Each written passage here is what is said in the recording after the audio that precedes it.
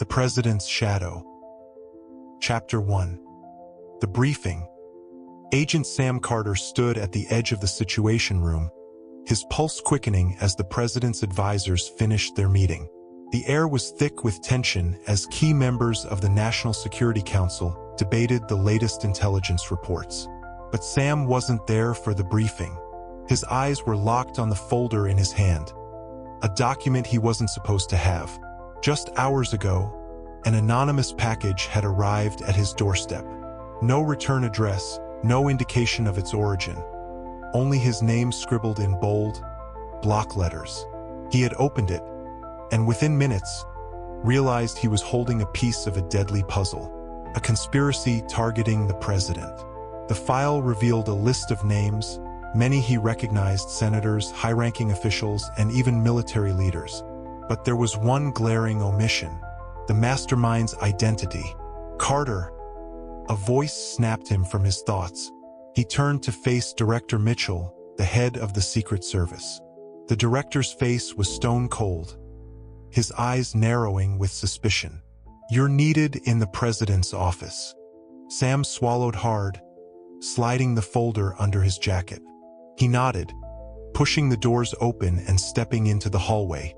Every step toward the Oval Office felt like an eternity. His mind raced with possibilities. How deep did this go? Who could he trust? The president's life depended on his next move.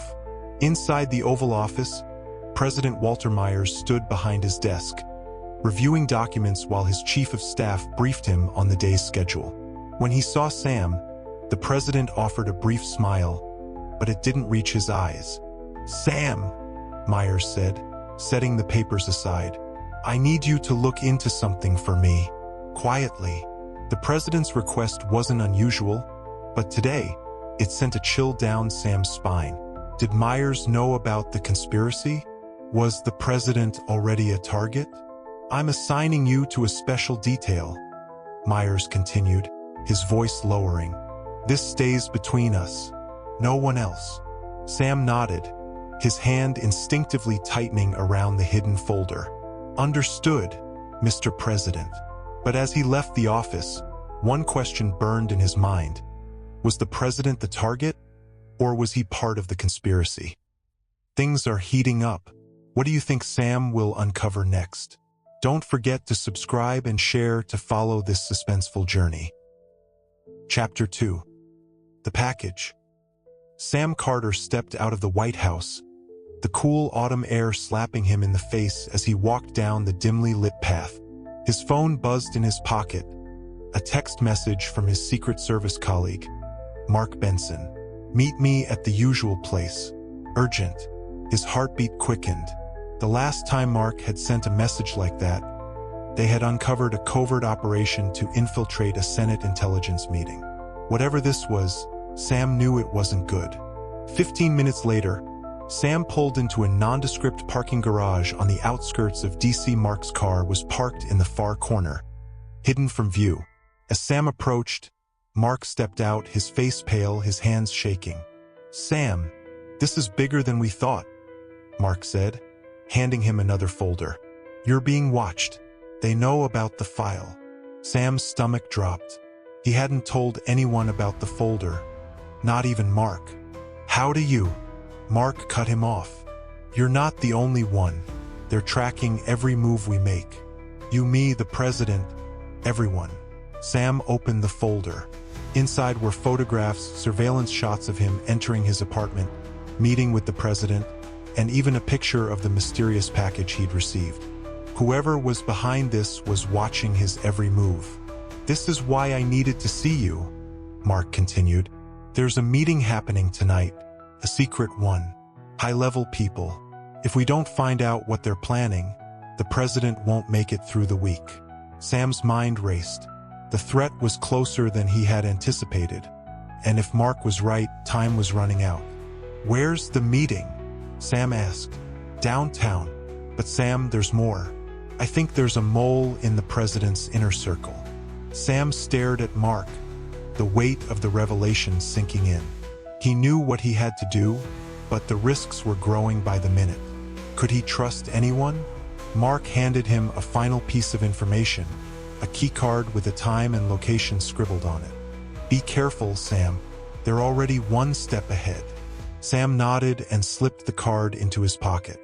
As he walked away, he couldn't shake the feeling that every shadow was watching him, waiting for him to make one wrong move. Sam is getting closer to the truth, but can he trust those around him? Share your thoughts and stay tuned for the next thrilling chapter. Chapter 3. The Meeting. Sam Carter drove in silence, the city's lights flickering through the windshield as he navigated toward the meeting location Mark had given him. His mind was racing, replaying every detail from the last 24 hours. The photos, the list of names, the anonymous package, it all led to this moment. The address on the keycard took him to an abandoned warehouse on the fringes of DC, a place that had once been a shipping hub but was now a ghost town, hidden in plain sight. Parking a block away, Sam walked cautiously, keeping to the shadows as he approached. The warehouse was dark except for a faint light coming from a window on the second floor. He crouched by the side entrance, listening for movement. Nothing. With the swipe of the keycard, the door clicked open. His instincts screamed to turn back, but he knew there was no other option. The president's life was on the line. He slipped inside, sticking to the walls as he made his way to the stairs. The silence was unnerving, every creak of the floorboards sounding like an alarm in his head. As he ascended to the second floor, the faint sound of voices became clearer. Two men were speaking in low tones, their conversation just out of reach. Sam crept closer, peering around the corner. Inside the room, he saw them.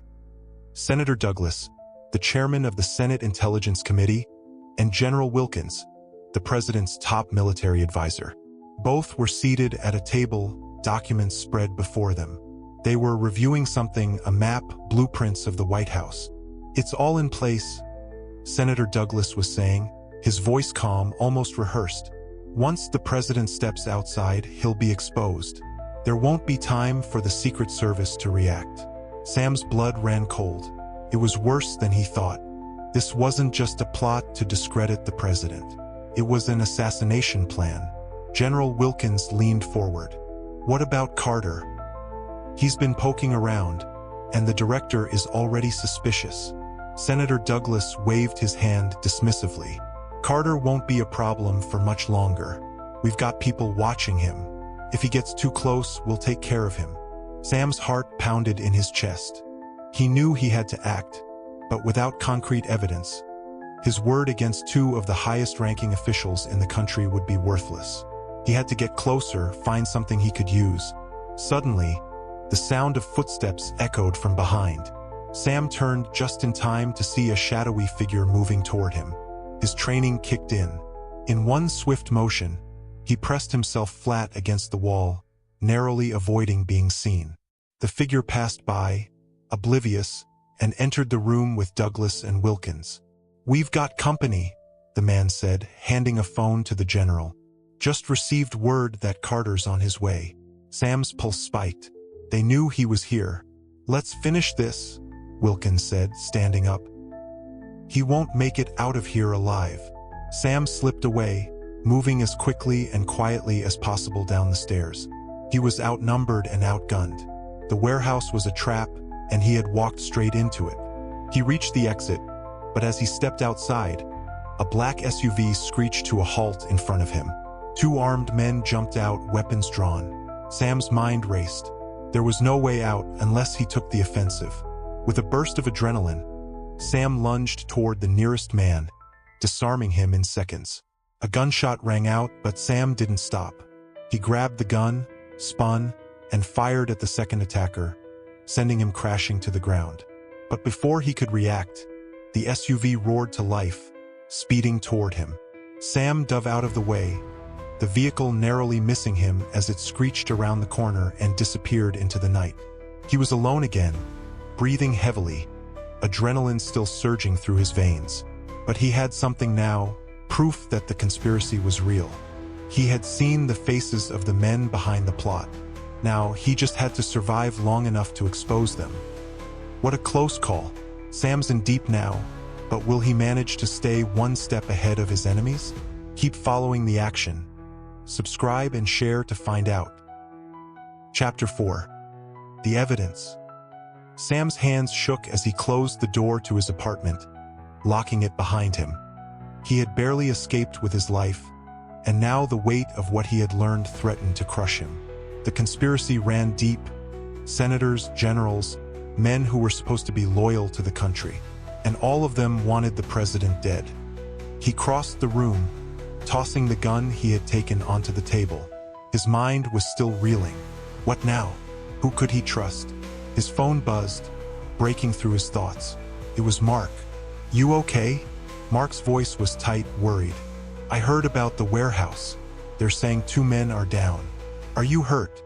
"I'm fine," Sam said, though his voice betrayed the tension inside him. "But Mark, it's bigger than we thought. Douglas and Wilkins, they're involved. They're planning to assassinate the president." Mark was silent for a moment. When he finally spoke, his voice was low. "Sam, we can't trust anyone. If they're that high up, it means the entire chain of command could be compromised." "I know," Sam replied, running a hand through his hair. "But we need to act fast. I barely got out of there alive. They know I'm onto them, and they won't stop until I'm dead." "Do you have proof?" Sam glanced at the photographs scattered on his desk, the ones showing the president's daily movements, the list of names, and the surveillance footage he had taken at the warehouse. It wasn't much, but it was a start. "I've got enough to make some noise," Sam said, his voice steadying. "But I need more. We need someone on the inside." Mark hesitated, then his voice dropped. "I think I know someone. Meet me at the park tomorrow at dawn. We'll figure this out." Sam agreed, but even as he hung up the phone, a gnawing feeling settled in his gut. The president's enemies were too close, too powerful, and now they knew he was coming for them. As he lay down, exhaustion threatening to take over, Sam knew one thing for certain. There was no turning back. Sam's on the run, and the stakes are getting higher. Will he be able to take down the conspiracy before they catch him? Stay tuned for the next thrilling chapter. Don't forget to subscribe and share. Chapter 5. The Insider. The park was silent at dawn, the world still cloaked in the soft gray of early morning. Sam arrived first, his senses heightened. His hand instinctively hovered near his sidearm, hidden beneath his jacket. He scanned the open expanse, watching for any sign of movement. The conspirators were out there, and after last night's close call, he knew they would stop at nothing to eliminate him. He spotted Mark walking toward him, moving with a tense urgency. But something was off. The normally relaxed agent's face was pale, his eyes darting around nervously. As Mark approached, Sam saw that he wasn't alone. A woman, early 40s, sharp features, and a professional air followed a few paces behind him. She wore sunglasses and a dark trench coat, looking every bit as cautious as Sam felt. "This is her," Mark said quietly, jerking his head toward the woman. "Emily Perez. She's been inside the president's security detail for years. She's seen things, knows things that could blow this wide open." Sam raised an eyebrow. The Secret Service was known for its silence, its loyalty. Anyone on the inside willing to talk risked their career and their life. But here she was risking it all. "Carter," Emily greeted him, her voice low and steady, but there was an edge to it, a weariness born from years of service. "I know what you're thinking, but trust me, I'm not doing this lightly. The president's in real danger." Sam nodded, gesturing for them to move toward the bench near the pond, away from prying eyes. They sat down, the morning stillness enveloping them as Sam turned his attention fully to Emily. "Tell me what you know," Sam said. Emily glanced around, removing her sunglasses. Her eyes were tired, burdened by what she was about to reveal. "It started a few months ago," she began. "Small things at first. Security protocols being changed without explanation. Orders coming down from high up, directly from General Wilkins. I questioned them, but I was told to stand down." Sam frowned. "What kind of orders?" "Reassigning key members of the president's detail. shifting them to other duties, bringing in new agents, people I'd never worked with before. They were different, cold, professional, but they didn't act like regular Secret Service. They answered directly to Wilkins. Sam's stomach twisted. It was worse than he thought. General Wilkins wasn't just orchestrating the plot from the outside. He was manipulating the president's protection from within. That's when I started digging, Emily continued, her voice dropping.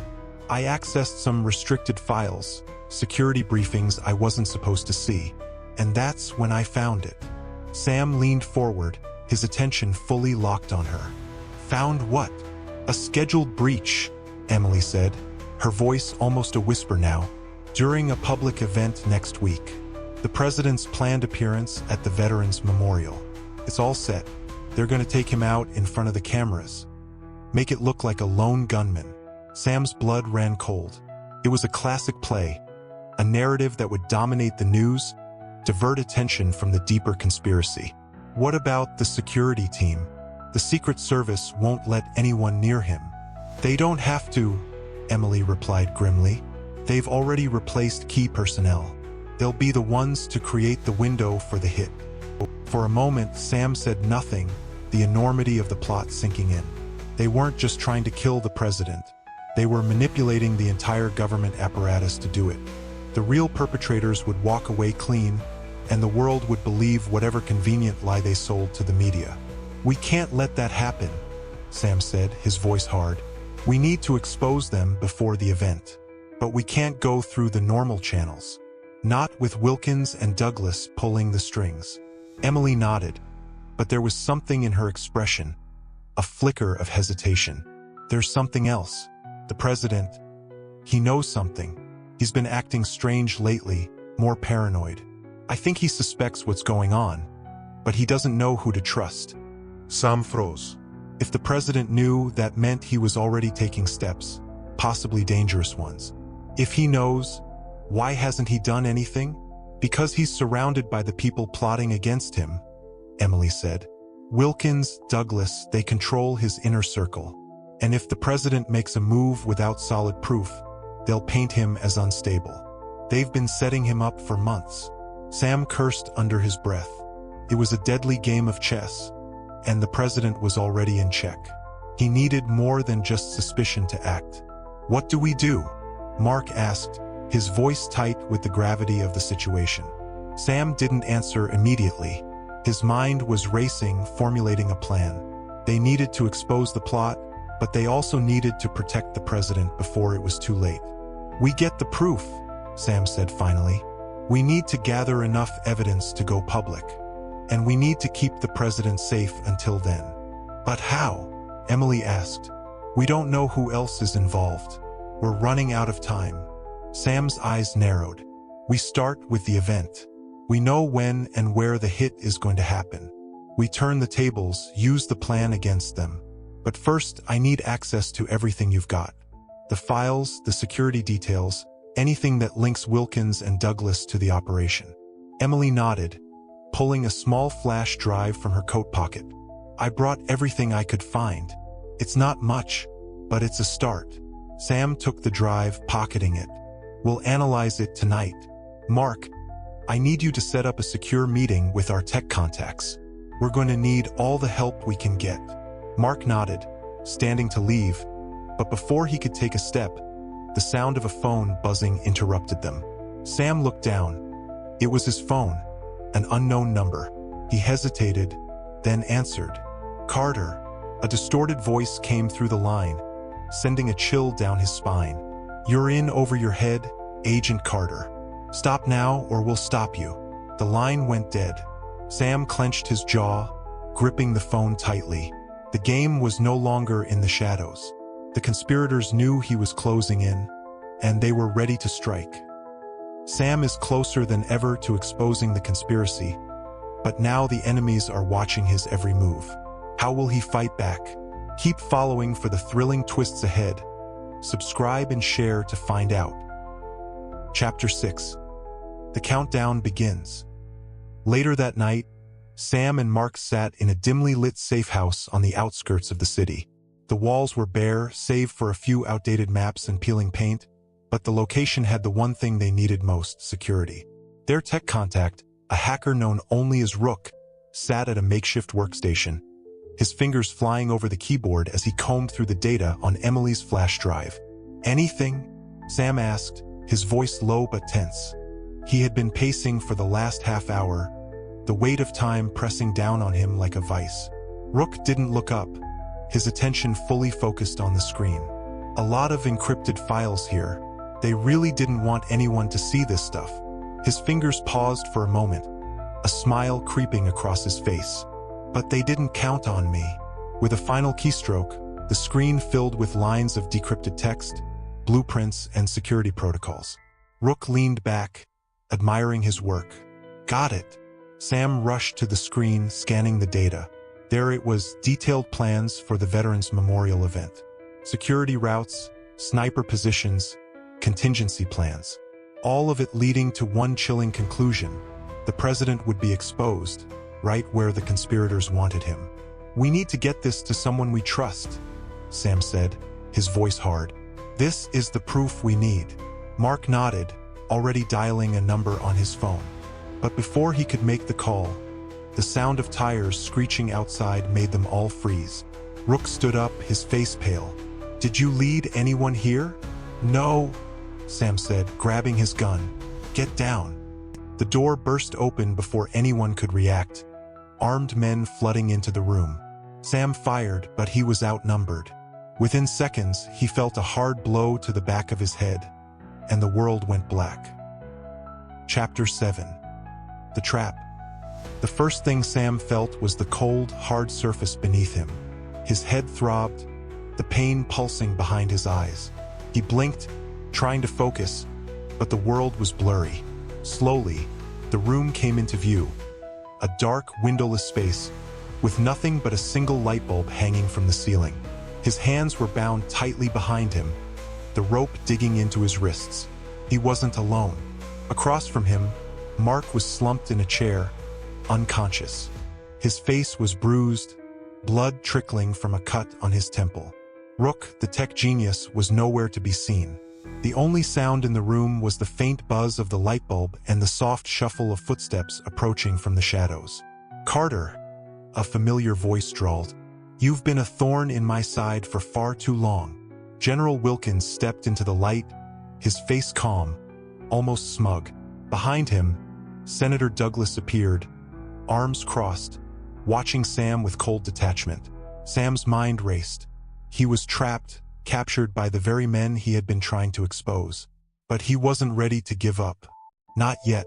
You're making a mistake," Sam said, his voice hoarse. "The truth is going to come out. It's only a matter of time." Wilkins chuckled, shaking his head. "You still don't get it, do you? You're the one who's made the mistake. We control the narrative.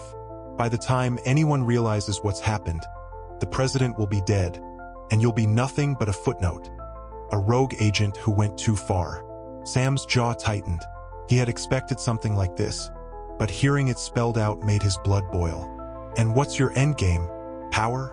Control?" Wilkins shrugged. "You wouldn't understand. Sometimes sacrifices have to be made for the greater good. The president's unstable. His decisions are putting the country at risk. We're doing what needs to be done." Douglas finally spoke, his voice calm but filled with venom. "You and your little investigation? It ends here." Wilkins pulled out a gun, his expression turning deadly serious. "I'll make this simple, Carter. You've got two choices. Either you help us cover this up, or we make sure you never see daylight again." Sam stared at him, refusing to show fear. "I won't help you. Not now, not ever." Wilkins sighed, raising the gun. "I was hoping you'd say that." But before he could pull the trigger, the sound of a door being kicked open echoed through the room. A flashbang exploded, blinding light filling the space. Sam shut his eyes, the ringing in his ears drowning out the chaos around him. When he opened his eyes again, a squad of heavily armed agents had stormed the room. The lead agent barked orders, his voice cutting through the noise. "Stand down. Secret Service." Wilkins and Douglas froze, their expressions of shock quickly turning to fury. Wilkins tried to fire, but the agents were faster. They tackled him to the ground, disarming him within seconds. Douglas was restrained, his protests falling on deaf ears. Sam exhaled, relief washing over him as the agents cut the ropes binding his wrists. He rubbed his sore hands, standing shakily as Mark stirred beside him. "Carter, you all right?" one of the agents asked, helping him to his feet. "Yeah," Sam replied, his voice rough but steady. "I'm fine. How did you find us?" The agent nodded toward the doorway, where Emily Perez stood, her face tight with concern but her eyes steady. "She told us everything. We've been tracking you since you went off the grid." Sam nodded, his gratitude evident, but he wasn't ready to relax just yet. "The president, there's still a plot to assassinate him. We've got to stop it." "We know," Emily said, stepping forward. "I've already informed the president. He's safe for now, but we need to move fast. The event at the Veterans Memorial is still happening tomorrow. They're going to try again." Sam's heart raced. Even with Wilkins and Douglas in custody, the conspiracy had too many moving parts. The president's enemies were still out there, and they wouldn't stop until they saw him dead. "We can't wait for them to act," Sam said, his mind shifting into gear. "We need to take the fight to them." Chapter 8. The Final Showdown. The Veterans Memorial was bathed in the early morning light, a calm and serene place that betrayed none of the chaos brewing beneath the surface. Crowds had already gathered, filling the space with chatter and anticipation. The president was scheduled to give a speech honoring the nation's veterans. A speech that, if Sam and his team couldn't stop it, would never be finished. Sam moved through the crowd, dressed in plain clothes, his eyes scanning every face, every corner. He wasn't alone. Emily was stationed by the stage, her sharp eyes on the security detail. Mark was with the Secret Service, coordinating quietly through an earpiece. Rook, still bruised from the previous night's ambush, was watching from a van nearby, monitoring the communications. "Any sign of them?" Sam asked, his voice low into the hidden microphone in his collar. "Not yet," Emily responded, her voice tense. "But they'll be here. They won't give up this easily." Sam's mind was racing. They had stopped Wilkins and Douglas, but whoever else was involved in the plot wouldn't let the operation die with them. There had to be someone else, a backup plan. "Carter," Rook's voice crackled through the earpiece. "I'm picking up chatter on a secure line. Someone's giving orders. Something about stage 2. Sam's stomach tightened. "Where?" "Coming from inside the perimeter," Rook replied. "Whoever it is, they're close." Sam's heart raced. He moved toward the stage, pushing through the crowd as discreetly as possible. The president was due to arrive any minute, and if they didn't find the assassin in time, it would all be over. "Rook, can you intercept the signal? Trace it?" Sam asked, his voice sharp. "I'm working on it," Rook said, his fingers flying over the keyboard. "Give me a minute." But time was running out. Sam could feel the tension in the air, the sense that something terrible was about to happen. His eyes darted to the rooftops, the windows overlooking the memorial. Nothing looked out of place, but that didn't mean they were safe. Then he saw it. A man, standing near the edge of the stage, dressed in a security uniform. He was watching the crowd intently, his hand hovering near his earpiece. But it wasn't the uniform that caught Sam's attention. It was the way the man was standing, too rigid, too focused. He wasn't scanning the crowd like the rest of the security. He was waiting. "Emily," Sam whispered into the mic, his heart pounding. "I've got him." Far side of the stage, near the flagpoles. Emily didn't hesitate. She moved in, her hand already on her weapon. Sam quickened his pace, trying to close the distance. But as he got closer, he saw the man's hand slip inside his jacket. He was going for something lethal. Sam broke into a sprint, shouting a warning, but it was too late. The man pulled out a gun, aiming it directly at the stage where the president was stepping into view. Time seemed to slow. Sam lunged, tackling the man just as the gun fired. The shot rang out, echoing through the crowd. Panic erupted, people screaming and running for cover. But Sam didn't stop. He wrestled with the assassin, knocking the gun from his hand. "Get down!" Sam shouted to the president, his voice lost in the chaos. The assassin fought back, but Sam's training kicked in. With one swift move, he pinned the man to the ground, securing his arms. Nearby, Emily and the Secret Service rushed to secure the area, moving the president to safety. It was over. The assassin struggled beneath Sam, his face twisted in rage. "You can't stop us," he spat. "It's already in motion." But Sam didn't care. He had won this round. The president was safe for now. The end. If you enjoyed our story, subscribe to our channel and turn on notifications.